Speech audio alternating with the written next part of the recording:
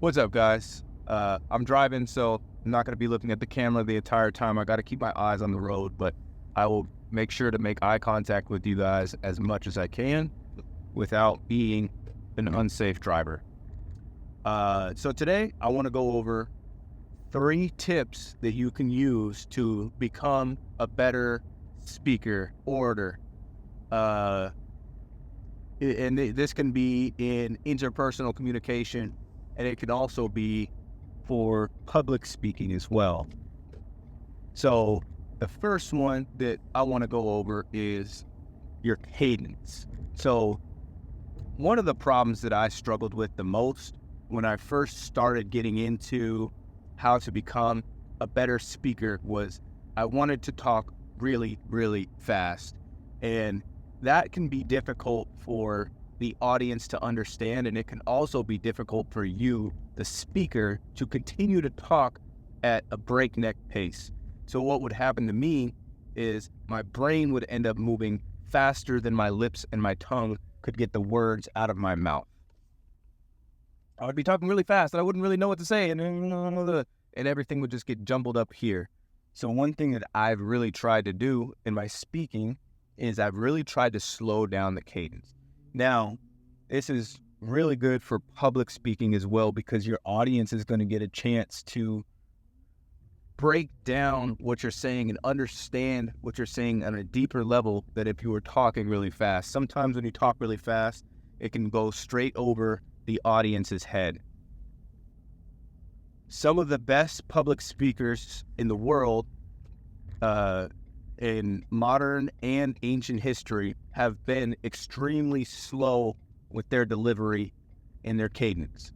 So some examples would be Barack Obama had that really slow cadence, Bill Clinton, and JFK, just to name a few of the former presidents who were all great public speakers. They all had a very slow cadence, which allowed the audience to really dig in and understand and grasp the concepts that they were trying to get their audience to understand. The second point I would like to make is your tone. Your tonality is extremely important. It's how your audience dissects and understands your intent behind your words. So, for instance, the weather is not great today. The sky is gray. Now, if I were to restate that as a question, I'm going to use the exact same words. The weather is not great today. The sky is gray. You guys see how I did that? My vocal inflection went up for the question, and it came down when I was stating a fact. So you want to use that, and you want to use that to your advantage. You also want to use different tones for different emotions that you're trying to get across to your audience. So this is a very matter-of-fact video that I'm doing with you guys. So my tone is coming across, or at least I hope it's coming across, as very matter-of-fact. I'm not bouncing around too much. I'm not asking any questions, because I am stating to you guys 3 tips that I have used to become a better and more clear speaker. Now, you can use your tonality to show emotion. So you can be confused. Really? Tell me about that. That's more of a confused tone. You can be concerned. Oh, I'm worried about you. Right? I'm so sorry to hear that. Right? So stuff like that, you can use different emotions. You can play around with that, and you can get your audience to draw out different emotions. Now, the third tip that I'm going to give you guys today is to have some presence, right? Don't be curled up in a little ball. Stick your chest out, chin up, right? Have a nice posture, and don't be afraid to use your hands to speak, like an Italian, right? Italiano, right? My Italian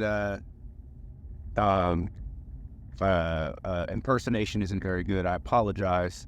But they speak with their hands a lot, right? It's been the mob movies, right? They always speak with their hands, like The Godfather. I'm going to make you an offer you can't refuse, right? So don't be afraid to use your hands. Don't be afraid to make gestures and get out of, the small small postures. You want to take up space. You want to take up presence. That is going to make you appear more confident to the audience. It's going to make you seem like you know what you're doing, right? Because you're not just all, okay, well, I'm just going to give you 3 tips today, right? No, I was coming out very strong, very open to you guys that these are 3 tips that I try to use when becoming a better speaker. Anyhow, guys, those are my 3 tips. Again, let's go over the recap. The first one is slowing down. The second one is tonality. And the third one is presence. If you guys incorporate all 3 of these into your speaking with other people and your public speaking, you guys are going to notice a huge difference.